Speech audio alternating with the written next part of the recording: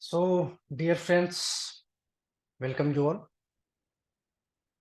I'm Suraj Kumar Tiwari, and in today's video, we are basically going to discuss the G7 group, group of 7 developed countries of the world.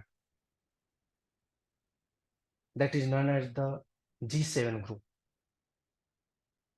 Okay, so let's begin. Before starting the details of the G7 group, we must understand the background of the G7 group.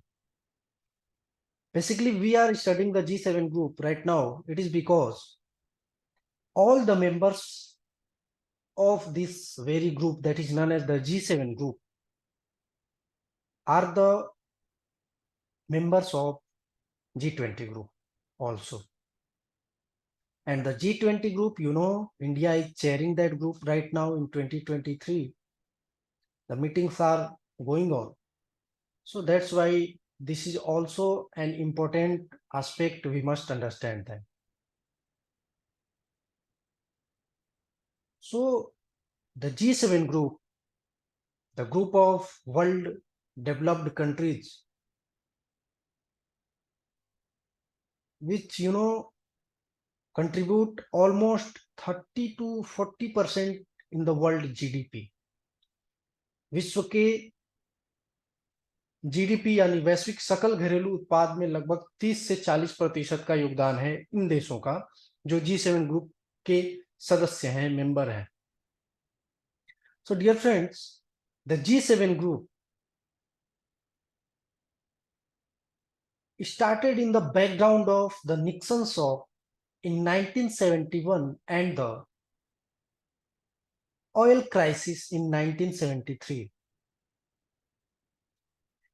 The Nixon shock basically is the phenomena, the event during the 1971 in USA.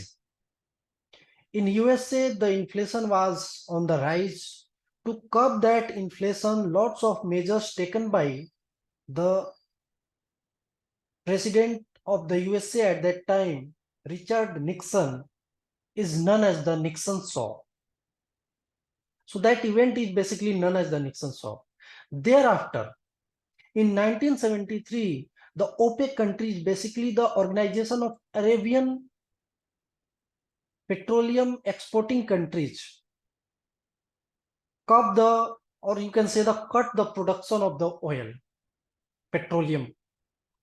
So that's why to tackle this type of economic crisis as well as the political crisis, the world topmost developed countries, the 7 countries, initially only the 6th one, get together and form this international forum, which is known as the G7 group.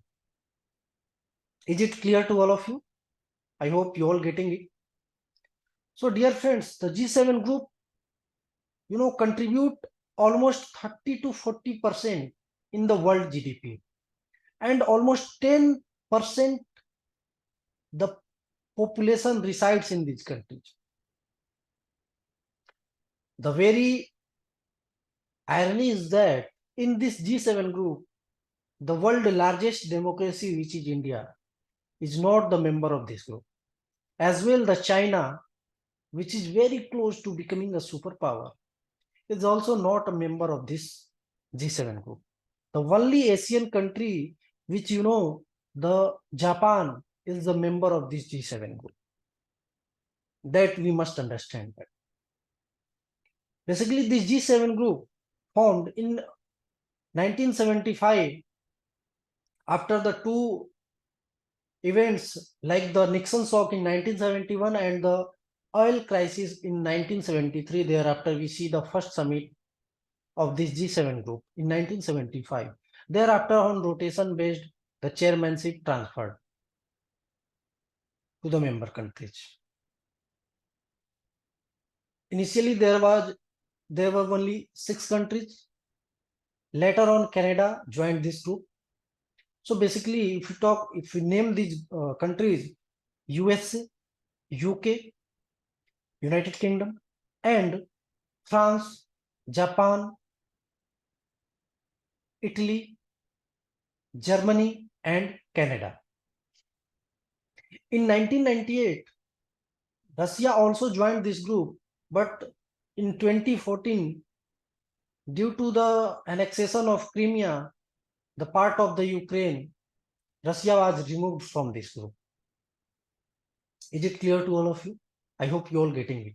The very important, very noted point of this group is that all the members of G7 group also the member of G20 group.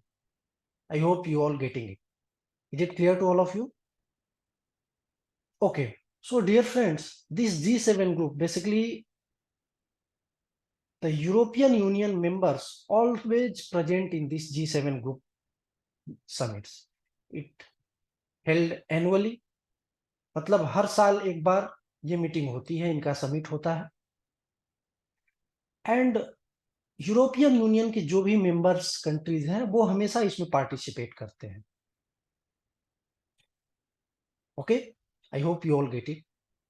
So dear friends, जो भी host country होती है, which country is chairing this group, like right now in 2023 Japan is going to chair this group. Before in 2022, we see the Germany chaired this G7 group summit. So the host country can invite other countries also, like a participant countries. So in 2021, Germany invited India. So India was part of this G7 group meetings summit in 2021, hosted by the Germany.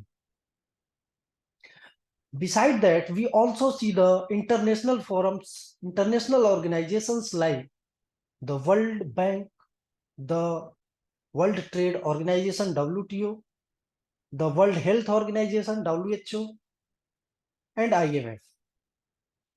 These countries also participate in this very G7 group.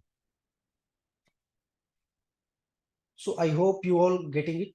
So in this very 2023, year 2023, Japan is going to host this G7 group.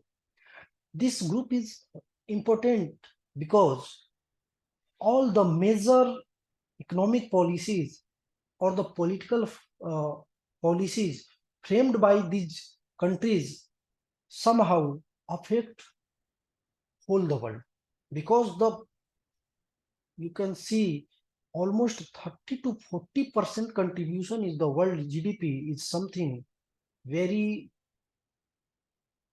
you can say that is very influencing in nature. If US or the Japan or the France, or you can see basically this group collectively frame any policy that is going to influence the world, not only economically but also politically. I hope you all get it. So dear friends, we will be coming and discussing the another interesting topics in next videos. Thanks. If there are any queries, you can comment below.